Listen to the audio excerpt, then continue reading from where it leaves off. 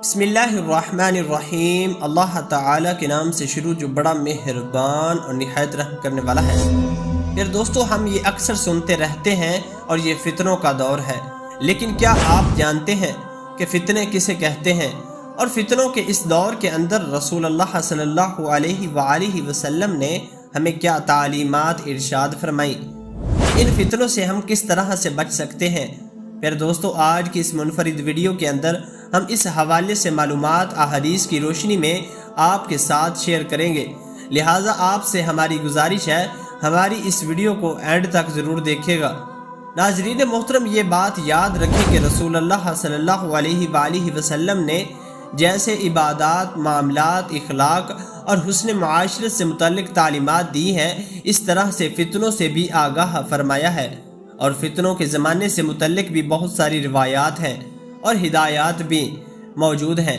اور یہ فتنے قرب قیامت میں اتنے بڑھ جائیں گے جیسے اندھیری رات کی تاریکی ہوتی ہے، اور ان فتنوں کے مختلف اسباب ہوا کرتے ہیں، اس کے مختلف مفہوم ذکر کیے گئے ہیں۔ آزمائش کو بھی فتنہ کہتے ہیں، اور امتحان، مال اور دولت کو بھی فتنہ کہا گیا ہے۔ گمراہ کرنا اور گمراہ ہونا، اس پر بھی فتنے کا ادراک ہوتا ہے۔ کس چیز کو پسند کرنا اور اس پر فریفتہ ہو جانا، یہ بھی فتنہ ہے۔ اور لوگوں کی رائے میں، نظریات میں اختلاف، یہ بھی ایک فتنہ ہے۔ جس دور سے ہم گزر رہے ہیں، اس دور میں تقریباً یہ ساری چیزیں ہی پائی جا رہی ہیں، اس لیے اسے بھی فتن دور کہا جاتا ہے۔ نہ معلوم کہ آئندہ مزید کیا کیا فتنے رونما ہوں گے۔ ہماری ذمہ داری بنتی ہے کہ ہم ایسے موقع پر حضور پاک صلی اللہ علیہ وآلہ وسلم کی تعلیمات کو اپنانے والے بنیں، اور آپ صلی اللہ علیہ وآلہ وسلم کی ہدایات اور تعلیمات کے مطابق اپنی اصلاح کی کوشش کریں، اور یہ ہدایات دوسروں تک پہنچانے کی کوشش کریں جو کہ علمی طور پر ان فتنوں کا شکار ہیں۔ احادیث کی کتب میں کتب الفتن ایک مستقل عنوان ہے، جس میں پرفتن دور سے متعلق کثیر روایات موجود ہیں۔ من جملہ ان روایات کی ایک روایت حضرت عبداللہ ابن عمر رضی اللہ تعالی عنہ سے منقول ہے، جو مستدرک حاکم، کنز الاموال سمیت حدیث کی کئی کتب کے اندر منقول ہے۔ چنانچہ اس میں روایات ہے کہ حضرت عبداللہ ابن عمر رضی اللہ تعالی عنہ فرماتے ہیں کہ ہم رسول اللہ صلی اللہ علیہ وآلہ وسلم کے پاس بیٹھے ہوئے تھے۔ آپ صلی اللہ علیہ وآلہ وسلم نے فتنوں کا ذکر فرمایا، یا فتنوں کا ذکر اس مجلس کے اندر چھڑ گیا، تو رسول اللہ صلی اللہ علیہ وآلہ وسلم نے ارشاد فرمایا، تم لوگوں کو اس حال میں دیکھو گے کہ ان کے آپس کے معاہدات، معاملات میں دھوکہ عام ہو جائے گا، اور ان میں امانت داری کی صفت ختم ہو جائے گی، یعنی بددیانتی ہو جائے گی، اور وہ آپس میں اختلاف اور ٹکراؤ کی وجہ سے گتھم گتھا ہو جائیں گی، یعنی لڑنے چھڑنے لگیں گے۔ آپ صلی اللہ علیہ وآلہ وسلم نے ارشاد کر کے سمجھایا، ایک ہاتھ کی انگلیاں دوسرے ہاتھ کی انگلیوں میں داخل کی، یعنی اس طرح سے باہمی فسادات ہوں۔ بات یہاں تک پہنچی تو حضرت عبداللہ ابن عمر رضی اللہ تعالی عنہ فرماتے ہیں کہ میں کھڑا ہو گیا اور میں نے کہا، اے اللہ تعالیٰ کے رسول صلی اللہ علیہ وآلہ وسلم، میں آپ پر قربان ہو جاؤں، یہ بتائیں کہ ایسے زمانے میں مجھے کیا کرنا چاہیے، میں کس طرز عمل کو اختیار کروں؟ تو رسول اللہ صلی اللہ علیہ وآلہ وسلم نے 5 جملے ارشاد فرمائے، یعنی کہ 5 ہدایات دیں۔ پہلی ہدایت یہ دی کہ اپنے گھر کو لازم پکڑو، یعنی تم اپنے آپ کو فتنوں سے دور رکھو، گوشہ نشینی اختیار کرو، بلا ضرورت گھر سے باہر مت نکلو۔ دیکھیں کس قدر اعلیٰ نصیحت ہے کہ بجائے فضول گھومنے پھرنے، ادھر ادھر جانے کے، اطمینان سے اپنے گھر میں رہو، تاکہ عملی طور پر کسی فتنے کا شریکہ کار نہ بنو، اور عملاً بھی فتنوں سے اپنے آپ کو دور رکھو، یہ اصل مقصود ہے۔ چنانچہ دوسری ہدایت یہ دی کہ اپنی زبان کو قابو میں رکھو، یعنی مقصد کی بات کے علاوہ دیگر گفتگو مت کرو، بے مقصد باتوں میں حصہ مت لو، اس میں شامل مت ہو جاؤ، تاکہ تم نہ قولاً کسی فتنے کا سبب بنو اور نہ ہی عملی طور پر کسی فتنے کا سبب بنو۔ ملا علی قاری رحمۃ اللہ علیہ نے اس حدیث کی شرح میں لکھا ہے کہ لوگوں کے احوال اور حالات سے متعلق گفتگو ہی مت کرو، گفتگو میں شامل ہی نہ ہو جاؤ، ورنہ وہ تمہیں تکلیف پہنچائیں گے۔ اس نصیحت پر بھی غور کریں، اور پھر آج کے احوال دیکھیں۔ ایسے فتنہ کا زمانہ ہے کہ حالات حاضرہ پر گفتگو بھی جان لیوا ثابت ہو جاتی ہے۔ اوقات لوگوں کے احوال سے متعلق گفتگو خود انسان کے دین و ایمان کے لیے خطرناک ثابت ہو جاتی ہے۔ اس فضول گفتگو کی وجہ سے لڑائیاں اور جھگڑے پیدا ہو جاتے ہیں، گھروں میں افطرات اور انتشار کا ماحول بن جاتا ہے، ناراضگیاں عام ہو جاتی ہیں، اور لوگوں کے درمیان بات چیت کرتے کرتے جھگڑے کھڑے ہو جاتے ہیں، اس لیے فرمایا کہ ان موضوعات پر گفتگو ہی مت کرو۔ اور تیسری ہدایت یہ ہے کہ موافق کی شریعت عمل کرو۔ تیسری ہدایت یہ دی کہ جس بات کو شریعت کے موافق پاؤ اس پر عمل کرو۔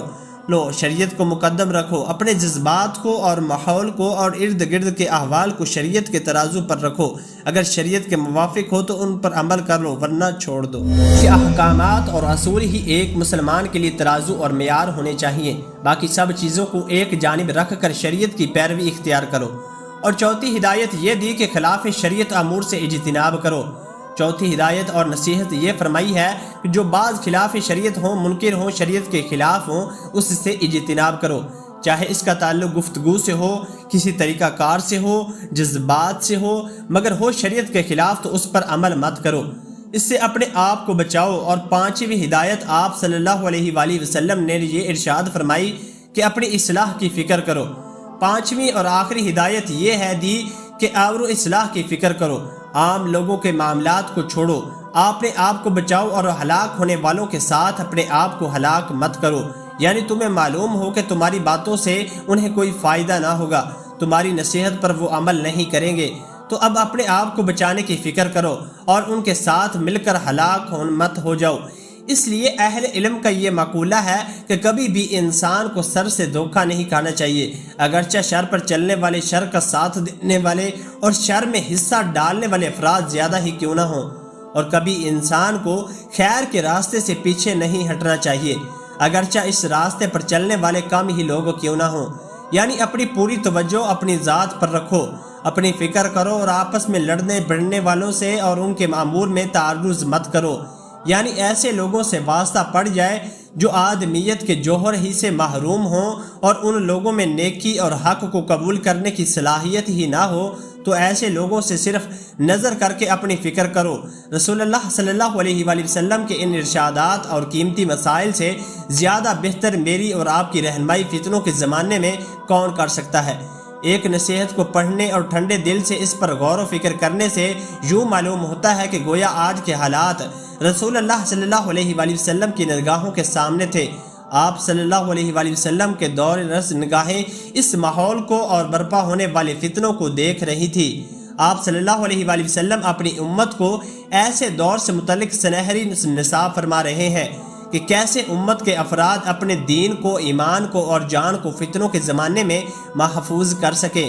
اس لیے ہم سب کی ذمہ داری ہے کہ فتنوں کے دور میں ان نصیحتوں کو اپنے پلوں سے باندھ لے، اپنے دامن سے باندھ لے اور ان پر خود بھی عمل کرنے والے بنے، اور اپنے مسلمان بھائیوں کو بھی ان نصیحتوں کی تلقین اور انہیں سمجھانے والے بنے۔ اللہ تبارک و تعالی ہمیں ان نصیحتوں پر عمل کرنے کی توفیق عطا فرمائے، اور اللہ تبارک و تعالی ہمیں فتنوں کے شر سے محفوظ رکھے، کیونکہ آج کل فتنے بہت زیادہ بڑھ چکے ہیں۔ جیسا کہ بخاری شریف کی حدیث کے اندر بھی رسول اللہ صلی اللہ علیہ وآلہ وسلم نے پہلے ہی بتا دیا تھا۔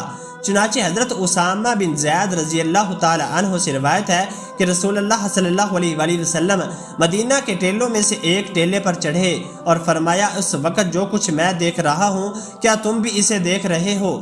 صحابہ اکرام رضوان اللہ علیہ مجمعین نے عرض کیا، نہیں اے اللہ تبارک و تعالیٰ کے پیارے رسول، ہم نہیں دیکھ پا رہے۔